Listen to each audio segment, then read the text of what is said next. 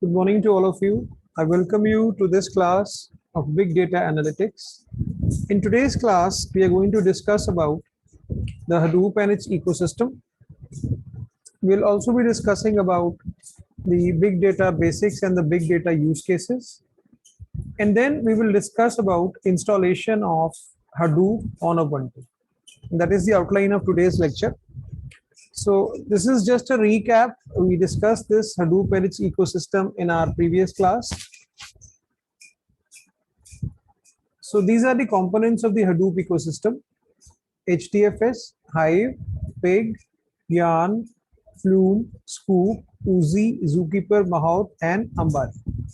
Okay. The two basic components, core components, are the HDFS and the Yarn or MapReduce version 2. Okay. HDFS is for storage, whereas this Yarn is for providing analytics. And in our course, this Big Data Analytics course, we are going to discuss HDFS, Pig, and Yarn in detail. We'll be just touching other topics in minor details, but these topics, HDFS, Pig, and Yarn, would be discussed in detail. So HDFS is Hadoop Distributed File System. So we are going to learn about a new file system. Like already we are aware of the Windows file system or the Linux file system. So HDFS is another type of file system, which is a distributed file system. And it is there to manage big data sets, that is huge files coming to us with high volume, velocity, and variety. That is the data that is being generated in today's world. Now, HDFS architecture is a master-slave architecture. So master would be the name node and slave would be the data node. By name node and data node, we mean the processes which are required for the storage system to run. So three processes are there: name node, data node, and secondary name node. Okay. Secondary name node is not a replacement for name node. It simply assists name node in certain operations. The HDFS has features such as scalable, reliable, and commodity hardware, the meanings of which we have already discussed in our previous class. And it is well known for its big data storage. So the architecture for HDFS would be such that it can accommodate huge files. Then is the Hive. It is a high-level query language, similar to your SQL. Okay, so you can post queries in Hive. There is something known as a Hive query language, HQL. Okay, and it was initially developed by Yahoo and later made open source. So Hive is also an Apache product now. Then Pig, we are going to discuss in detail, is a high-level language built on top of MapReduce. This is important. That means while you are running Pig commands or Pig operators or Pig code or Pig queries, in the background, it is being converted into MapReduce jobs. And Pig is used for analyzing large data sets, but through very simple data analysis programs. Pig is also known as a data flow language. It is very well integrated with Python and obviously initially developed by Yahoo and later made open source. Then Yarn is the MapReduce version 2. When Hadoop was released initially, it had two components, one for storage known as HDFS and another one for analyzing data, and that was known as MapReduce. But with the further versions of Hadoop, this MapReduce was named to Yarn, that is yet another resource negotiator. Now, the processes which assist you while analyzing data, with the processes which should be present there while you are analyzing data, these are the resource manager and the node manager. In Yarn, the names are resource manager and the node manager. Whereas in MapReduce version 1, these processes of resource manager and node manager were known as the job tracker and the task tracker. We'll discuss about this when we start learning about HDFS. Then Flume, it's an open source tool for collecting, aggregating, and moving huge amounts of streaming data from an external web server to a central store such as HDFS. So consider Flume like it is there for you to import and export. I repeat, it is there for you to import and export data from HDFS to external sources, okay, and vice versa, both ways, import and export, I'm telling you. So but Flume deals with unstructured data, right? And when we talk of structured data, then Scoop helps us. So if you want to move, if you want to import and export structured data from HDFS to an external source and vice versa, then we use Scoop. Oozie is a workflow scheduler system, okay? So for managing your Apache Hadoop jobs, you can use Oozie. Then Zookeeper, Mahout and Ambari. Zookeeper is a centralized service designed for maintaining configuration information. Okay, its features are serializability, atomicity, reliability, and it has a simple application programming interface. Then if you want to do some predictive analytics after you have analyzed data and you want to make some predictions, then you have something known as Apache Mahout, which can help you, which is a scalable machine learning library. Okay, and it can be implemented in Apache Spark also for faster in-memory computing. All right, and Ambari is, is designed to make your Hadoop management simpler. So it helps you to manage your Hadoop clusters. So this is regarding the Hadoop ecosystem components. Let's now discuss about, since we are going to work with big data, so let's have further insight into it. So to begin with, what is big data? You see, big data is something which has a huge implication for everyone. Okay, so like even if we want or not, it is affecting our lives. Big data is affecting our lives in one way or the other. So the basic idea, behind this phrase big data is that everything that we do is leaving a digital trace or is leaving data. Okay, so which can be used by us and others.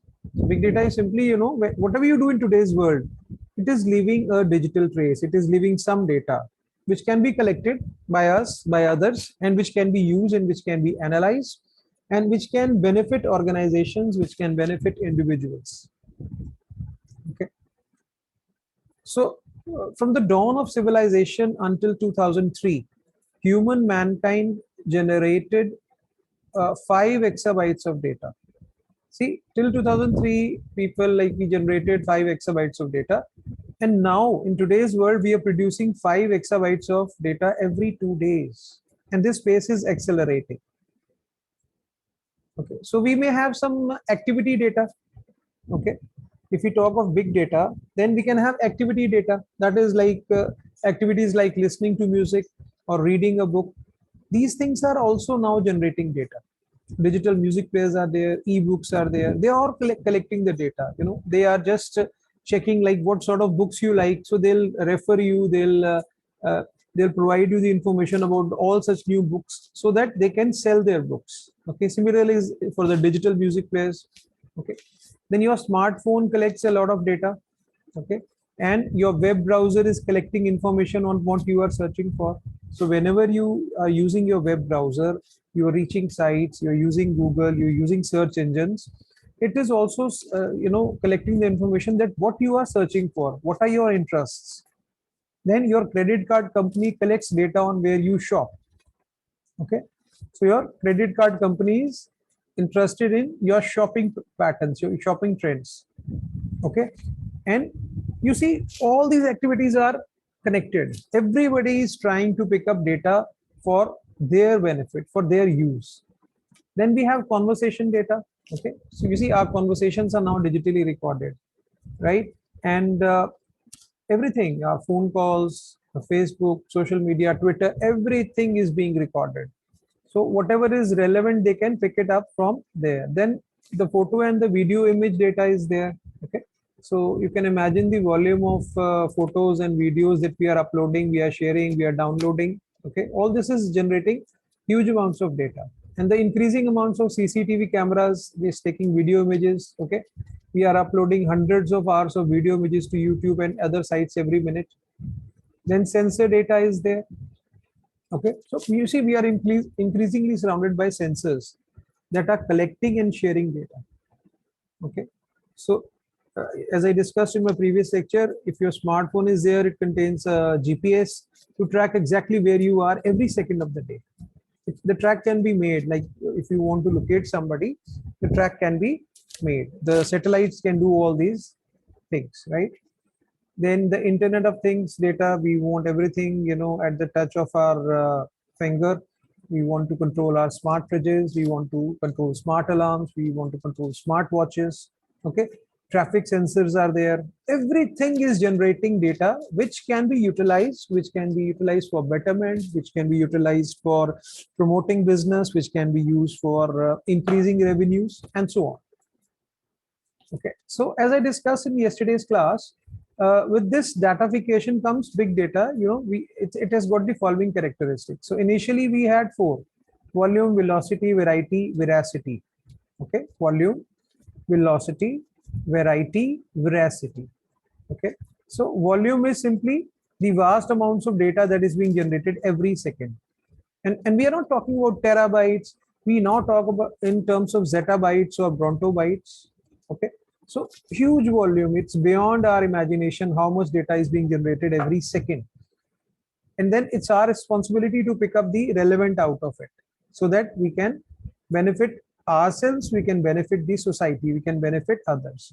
And obviously this data is being generated at a huge pace. Okay, so the velocity is also very high, and obviously it is a variety of data is there. Not only you have text, you have images, you have relational databases, you have financial data, right? You have videos, voice chats. So many things are there, and it becomes difficult, to actually manage all this. And then the important part is, what is the trustworthiness of this data? What is the veracity of this data? Like whatever data we are receiving, how much out of it is true? Okay, so veracity is another characteristic of big data. And then, as I discussed in my previous class, there is another trait known as value. Okay, so out of this huge volume of data which is coming in a variety of ways at a very high velocity to us, we need to pick up the valuable data out of it. Okay, we need to pick up the data which is of value to us, to any organization, to any enterprise. Okay, fine. And then further, we have variability and virtualization. Okay, or visualization. How we can visualize the data through charts, through graphs. How we can project the data so that we can see its graphical impact. Okay, so let's now discuss a few examples how big data is actually used. Okay, so first and the foremost example which you will understand very quickly is how we can better understand and target customers. Okay, how we can better understand and target our customers. Okay, so we can pick up the data of our customers. For example, if there is a selling site, like Amazon, Flipkart, Myntra is there. So many sites are there. So they keep on noting down the likes and dislikes of their customers, the amount of money a customer is ready to spend, and what sort of products he or she is interested in. So that way we can design our own products, we can present the products to the customers so that we can make them our target customers. So that is the first example that how big data is actually being used. Okay, then second is we can understand and optimize our business processes. Okay, so with the patterns of data and with the patterns, with the logs, we can just manage our processes so that we can have a better product in a shorter amount of time with little investment. So there are predictive models, as I told you, like if we talk of Hadoop, then there is a Mahout machine library, right? And it can predict things for you. So you can understand your business and then you can optimize it accordingly. This is the second application, that is understand and optimize business processes. Then improving health. This is a big area, where big data is helping us in a big way, right? So we can understand the we can collect data about patients, about a particular disease. We can see the symptoms, we can see the cures, we can see how patients respond to treatment. And then again, we can predict, these things for future patients, that if person X is having this type of symptoms, then this further diagnosis is made, like this. So big data, it is helping us in a lot way in improving health, right? The next is improving security and law enforcement. I think all of you understand this thing, that like in controlling crime, before actually it happens, actually, you see, it's not that the crime has happened and then you locate criminals. That is one aspect. That's true. But now with the technology, with the technology that we have on hands, we can actually predict crime before it happens. So we can control it. We can even stop it from happening, right? Then improving sports performance. You just saw the Olympics, like what the athletes, what the uh, people they are doing. They are watching their own performances, their others' performances. Then they are watching what are the weather conditions, what are the environmental conditions. So after studying, they actually make their preparations so that there is an improvement in their performance. So big data is also helping improving sports performance, right?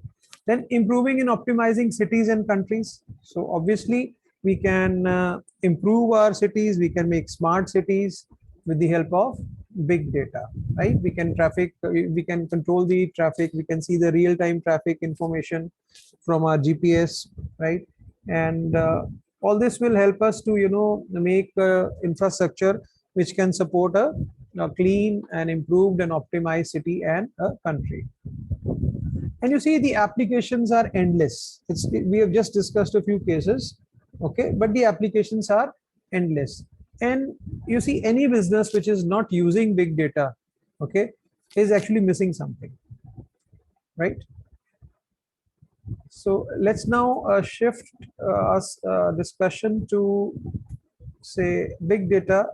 Some 25 need to know facts. Okay, some facts for you, so that your inclination towards big data is increased. You can understand its importance, and then when we learn something and apply it, it would be more beneficial to all of us. So these are simply facts now, which you can understand, and then you will appreciate the idea of big data. So every 2 days, we create as much information as we did from the beginning, that we have already learned. Like we are creating information every second, huge amounts of information every second. So it becomes very difficult to, store it, process it, and then pick up the valuable and the true things out of it. Okay. Very important fact. 90% of all the data in the world was created in the past 2 years. And we are talking of maybe a year 2015, 16. This is the old version of this book. Okay. And you can imagine just, nowadays how much data we are dealing with. So you see, it is expected by 2020 that the amount of digital information will have grown from 3.2 zettabytes today to 40 zettabytes. That's the, exponential increase. That's the exponential increase. Yeah, just a second.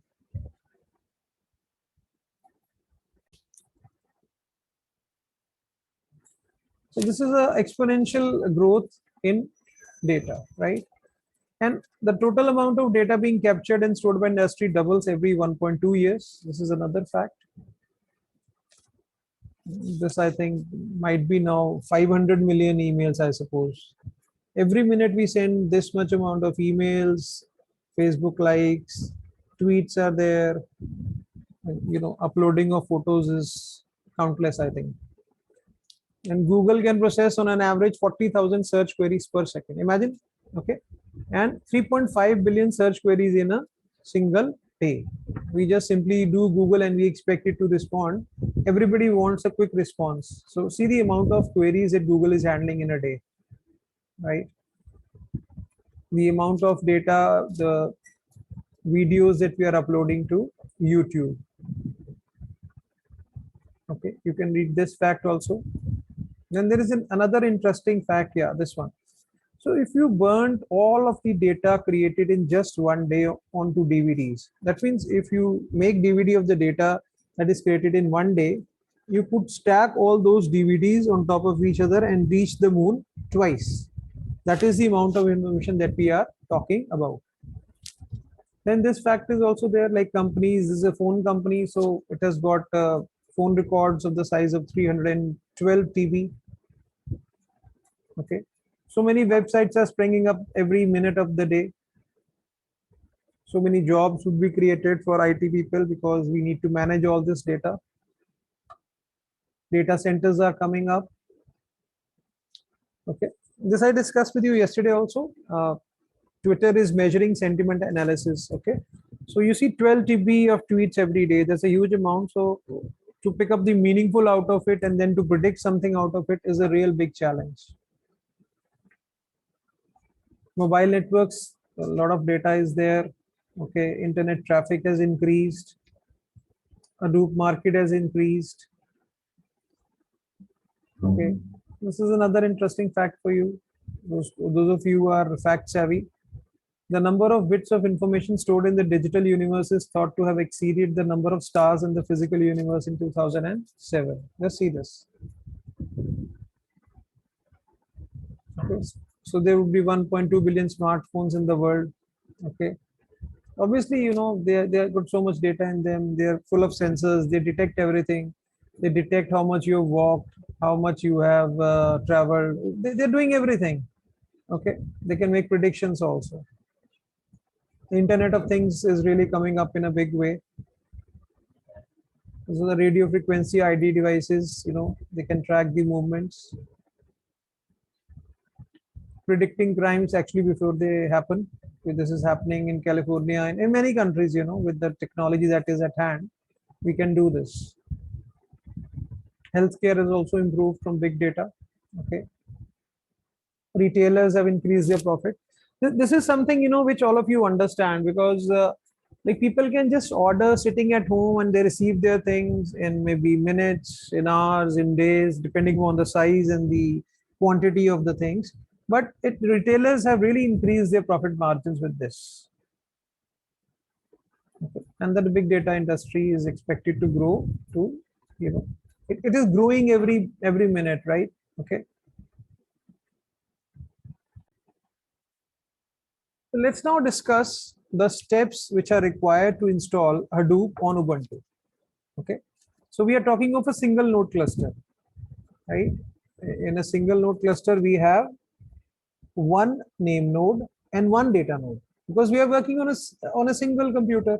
So if we work on 5 computers, then we can make one node as the name node and the remaining 4 as the data nodes. In that case, we would call it a 4 node cluster.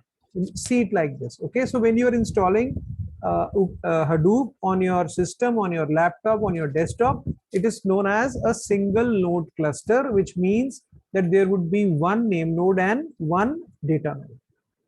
Now, the first step is to install Java. Right? Java, since Hadoop is based on Java, so the first step is to install Java. But before you do that, you must update your system. So it is done with this command, right? Sudo apt-get update. So you just keep on copy pasting these commands in the terminal. For example, I can just run it for you here. See how it works. You can also see the video which I'll share with you after this. So you can see it will just update your system.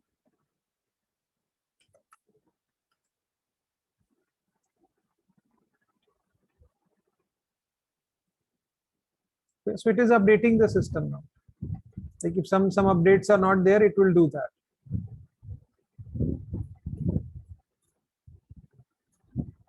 Okay, this is the first step. I've already installed Hadoop here, so I won't be showing you the other details, but that you can see in the video, right? So once the system has been updated, then you can install Java with this command. Okay, you can install Java like this. With this one command, Java would be installed. Then you can check the version of Java with this, right? Okay.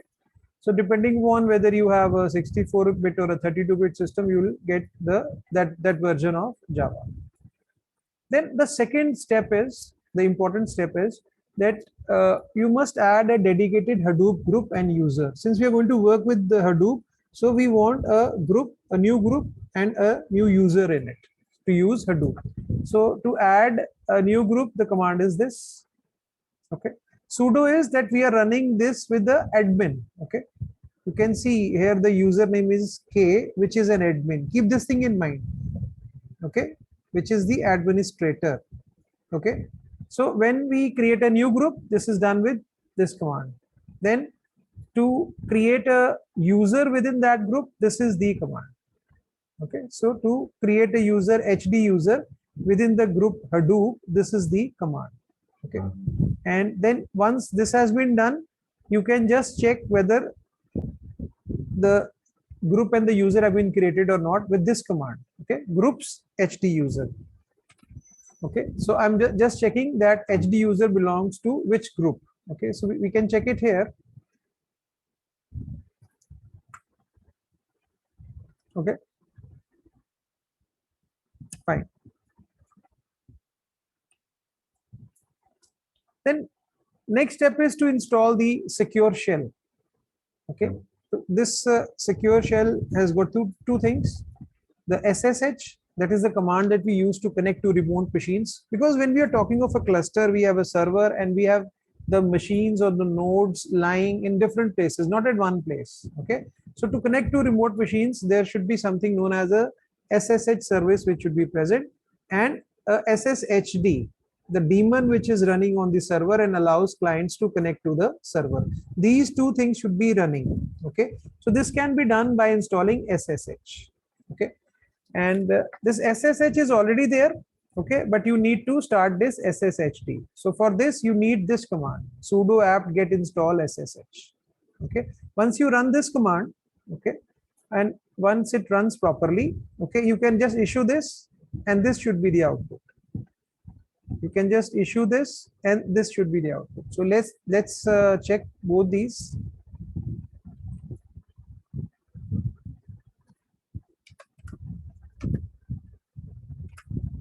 Right, it will run like this. Then you must create and set up SSH certificates.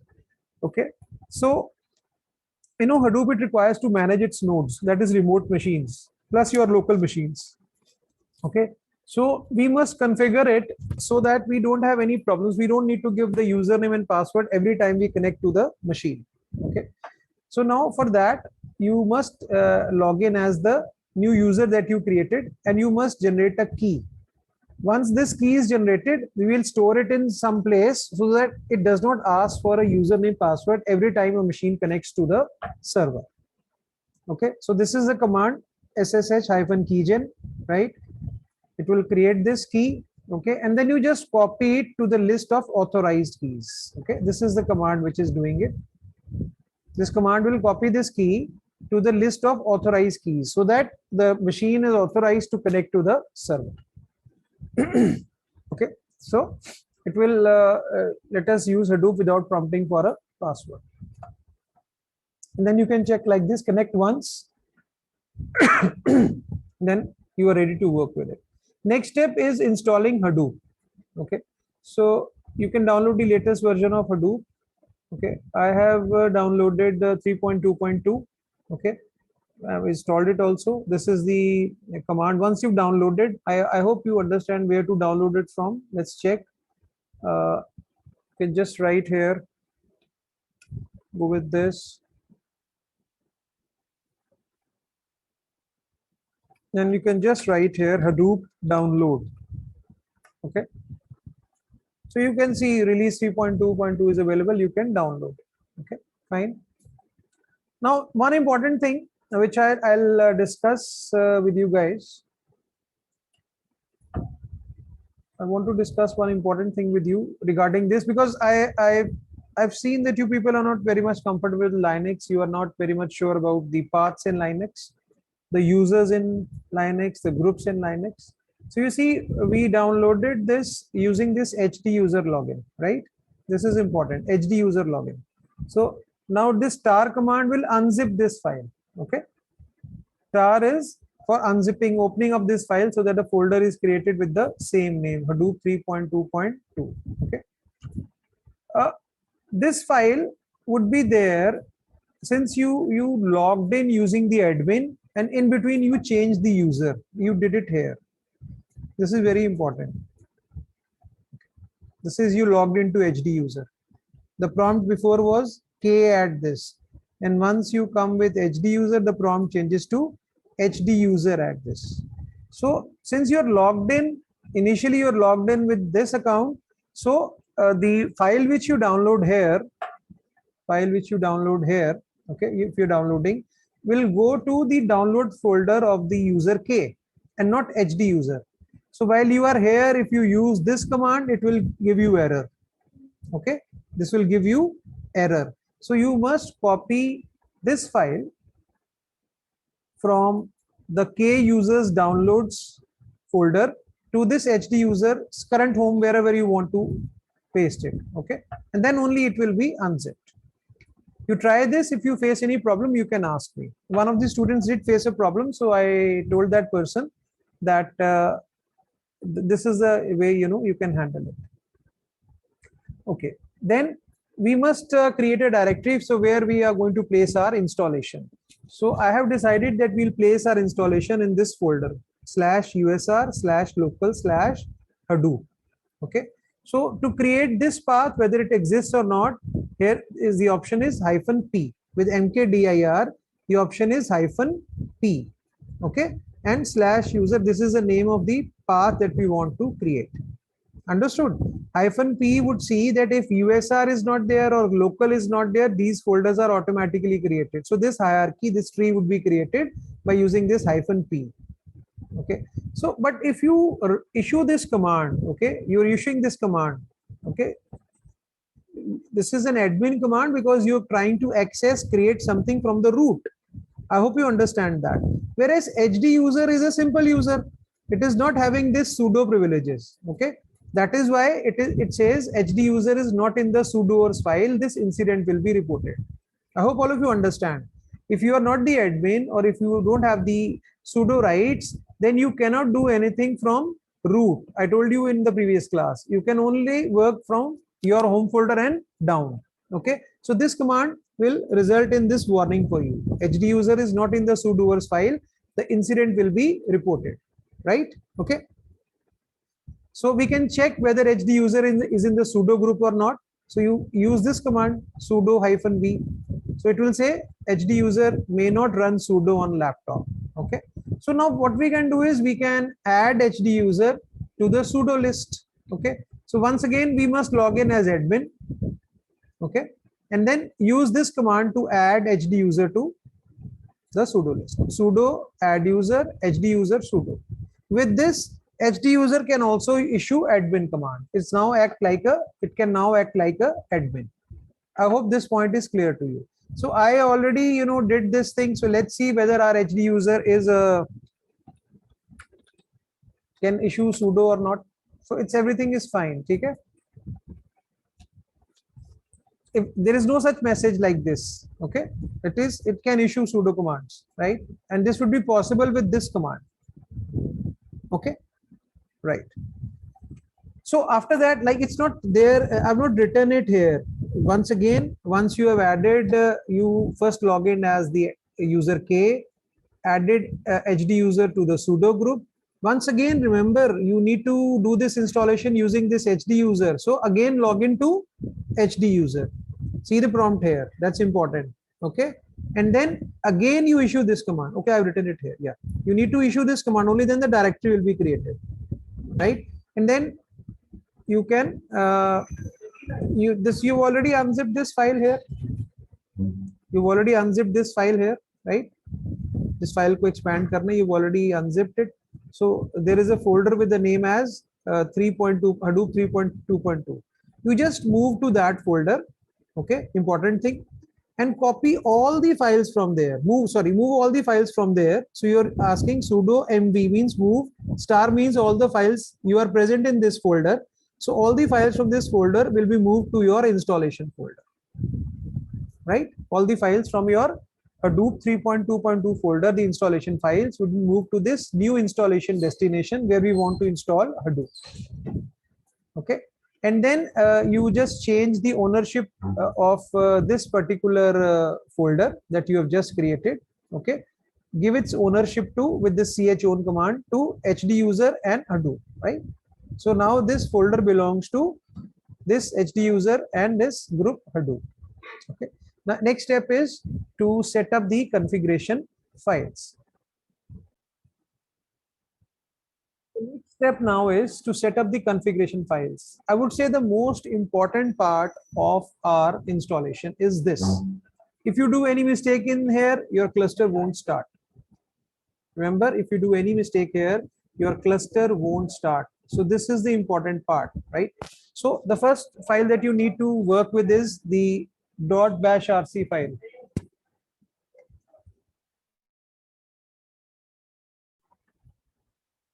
So the first file that we need to configure is the .bashrc file. Okay. So this is a file which, whenever you boot up Ubuntu, this will run all the configuration commands written in this file would automatically run. Okay. And what we need to do here is just to set the Java home. We need to set the Java home where our Java is located. So I can show you this command because it will just simply show me the path where Java is located.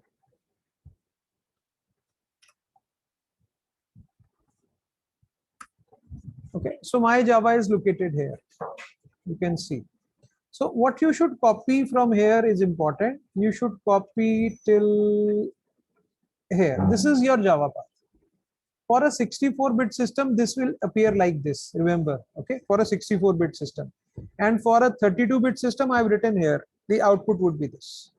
Remember, you need to paste this in your .bashrc file for 32-bit system and this for a 64-bit system. Okay, so open up your .bashrc file. Okay, Nano is the editor that I am using. If you want to use any other editor, if you are comfortable with, otherwise Nano is inbuilt, will work. Okay, so I'll show you this file in here.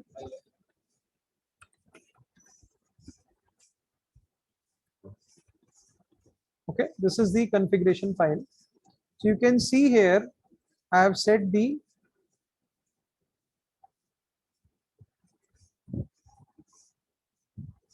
other ones will also come, but right now what I've done is I've written the Java home I'm interested in. I've written here, okay, Java home. This is the path for my Java.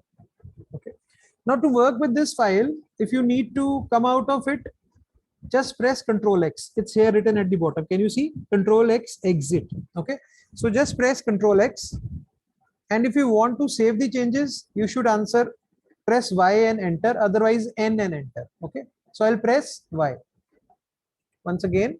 So this is for the Java path. To locate the Java path, this is the command. Okay, this will tell you where your Java path is, right? And then you can copy all these instructions. This is for the Java path. The rest is for your Hadoop. Okay, Hadoop configuration, Hadoop yarn home. Okay, we'll study all these things. But this is our Hadoop install folder. So Hadoop install, we have installed Hadoop in /user local Hadoop. So this will be everywhere. So your path is like you work from this folder, and below that there is a bin folder. Okay, we'll discuss this when we actually work with Hadoop, right? So this is clear. .bashrc. Now important is to make the changes that you put in .bashrc, to run them, you must use this command. Okay, to run your bashrc file, to update your bashrc file. You can just run it here. If it does not give any prompt, that means everything is fine. If some error is there, it will point out the error. Okay, the next file is, then you can check the Java version. Let's check it here. You can just check the Java version here. Okay, so it is 1.8 and build 292. Okay, then again there is a file hadoop-env.sh. See the location of all these files. You've installed your Hadoop in this folder, right? Remember, you created this folder.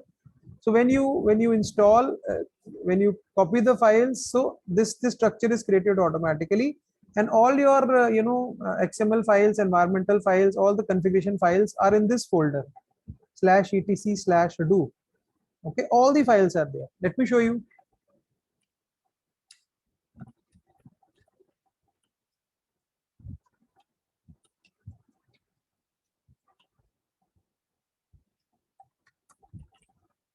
Okay, I'm going to list the files now. Have a look on the screen. All the files you can see, the XML files, all the setting, all the files are there. You need to configure all these files, most of these files, core site.xml.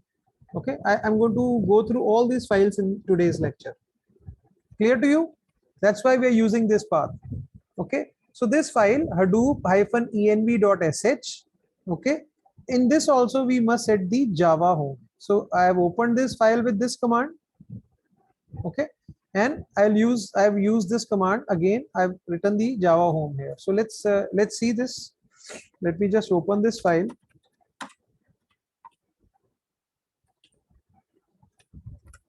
Okay, so you can see the Java home. I'll show you.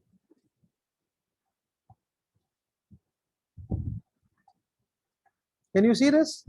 This is the thing that we need to copy paste here, right? And then again Control X, since I have not changed anything, it will simply close.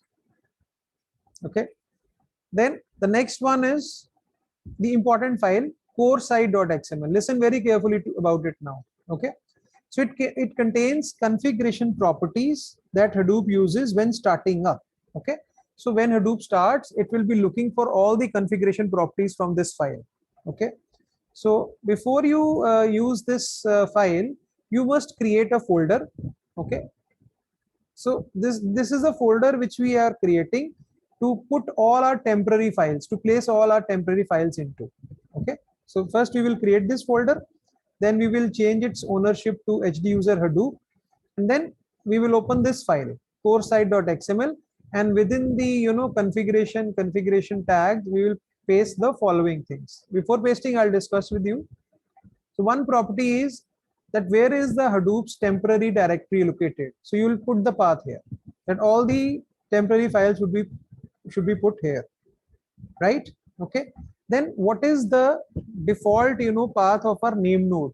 Okay, that is, if you want to refer to name node, what is the default path? So this would be the name of our name node. Remember this thing. I'll show this thing to you also. This is the name of our name node, right? This we have set ourselves.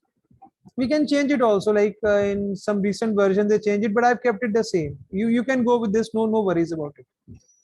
Okay, both the properties understood. Okay, so let's now see it here. Let me open it. Core site.xml, right?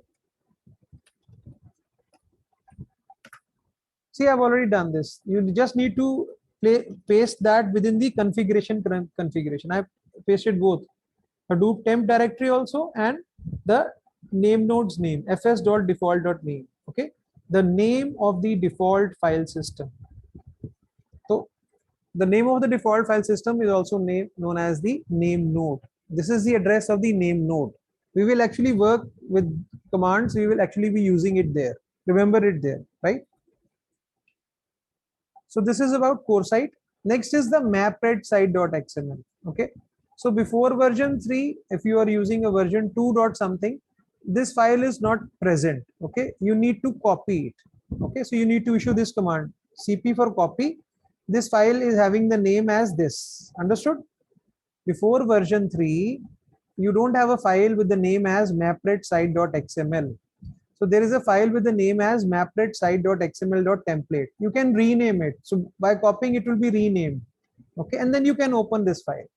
Whereas in after version 3, there is no need for the above step. Okay, fine. And then you can open this file and you can put the settings here. This is for analytics, right? So this is the again where our data node is. Okay, this is where the MapReduce would be working. So it would be working on the data nodes, right? So you just need to copy paste it there. Let's see whether we have done it here.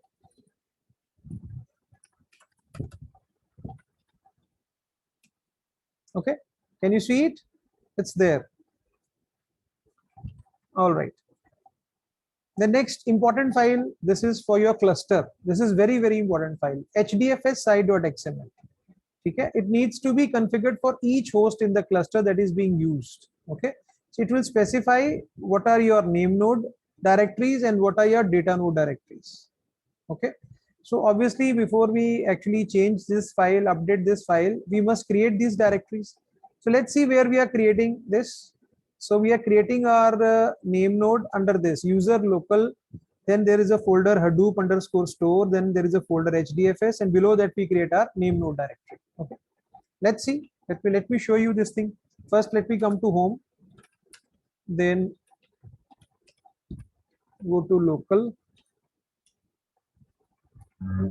Hadoop store HDFS. If I list here, you will see a name node directory and a data node directory, right? Both the directories are under this HDFS folder, name node and data node directory. So this is the location you can see here. This is the location of our name node and data node.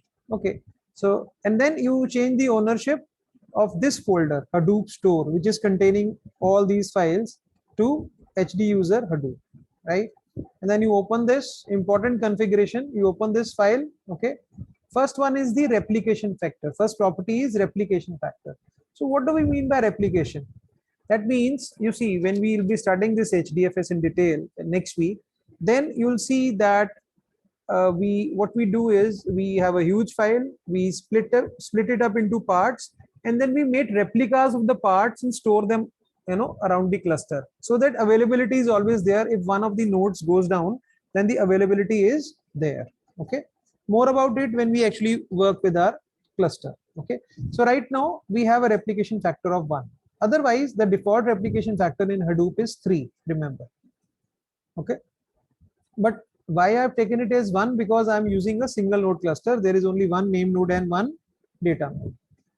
Then what should be the block size? Okay, very important. Okay, I have kept the block size as 1 MB. What is the significance? We'll learn next week. Okay, and then the location of the name node directory and the data node directory. Okay, location of the name node and the data node directory. Okay, I hope this is clear. So let's see this file again. I have told you, very important file. Let's see how we can reach there. Yeah,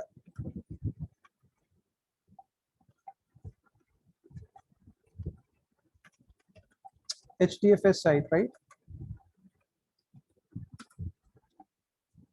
See, so I've set the replication as 1, block size as 1 MB, and this is the location of my name node and data node. Okay, so let me just clear the screen here, come back to my home. Okay, once all these files have been set up, then you must issue this command. Remember, issue this command only once. Issue it again only when your file system is not working properly. This also I'll discuss with you in detail, right? So Hadoop name node -format. This will format your name node and will create a new cluster for you. Okay, fine. And once it is there, then you must start Hadoop. Okay, so you see there are two types of services in Hadoop. One is the distributed file system services and one is the YARN services, right? So distributed file system services are 3: name node, data node, and secondary name node. YARN services are 2: node manager and resource manager. If you want to start all the services at once, use this command, but it is not recommended.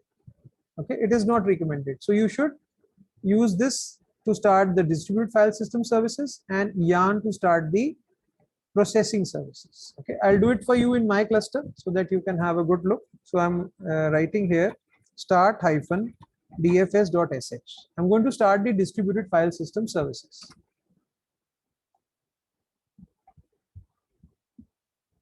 Take some time before it will start these daemons or processes.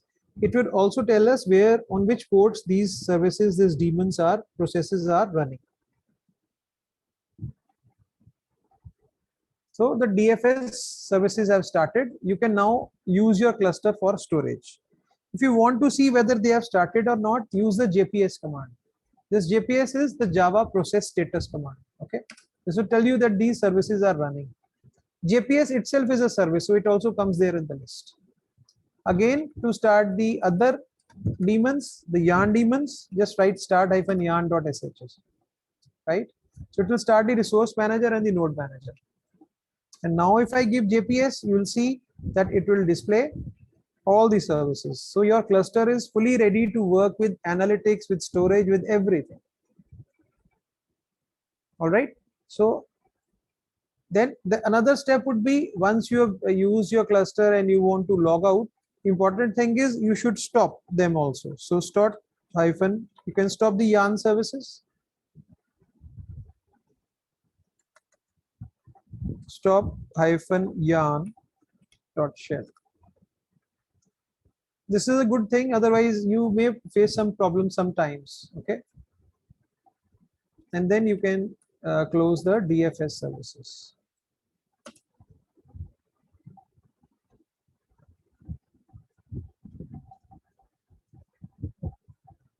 Okay, so if you use a JPS here, so no process is running now. All right, so this is the installation. Okay, now we can further modify our configuration system. Other things are also there, but this is the basic installation. Right, so I've included till this part here in this today's class. Okay, and then how to use the web UI I'll discuss with you in my next class. All right.